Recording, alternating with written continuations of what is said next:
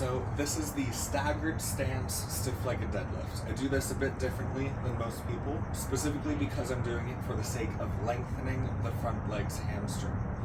Now, this is only an exercise that should be done if you already have a full range of motion, normal stiff-legged deadlift, where you can get to at least parallel with the ground with nearly perfectly straight legs and an arch in your lower back. If you have to round your lower back or bend your legs like this to get down to the bottom, then I do not consider that a full range of motion stiff-legged deadlift.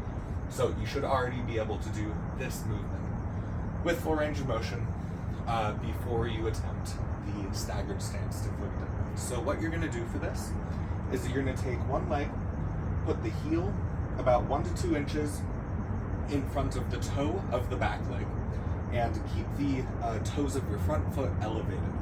Now keep your feet about hips width apart, face straight forward, so no angling in or out. And what you're going to do, just like a stiff-legged deadlift, while keeping your toes super far up, as high as you can go, just start going down. Right now, that's about all I can get. What you want to avoid doing is compensating with hip rotation. Something key to keep in mind is your thighs should be pretty much parallel with each other. If one is going much farther in front of the other, if the knees are not perfectly in line, then that's a cue that you are compensating by rotating your hips. Another thing that you want to avoid is that you don't want your hips to be raising or lowering, in addition to not going forward or back. So again, just like that, keeping the hips in a perfectly straight line as you go down, keeping the lower back arched, keeping your chest up, your head up, and keeping this front leg relatively straight. It shouldn't be fully locked out, but it shouldn't be bent either.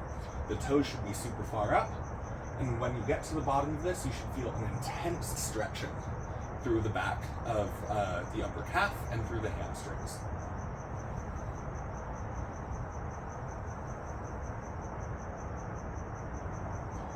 Slow eccentrics on the way down,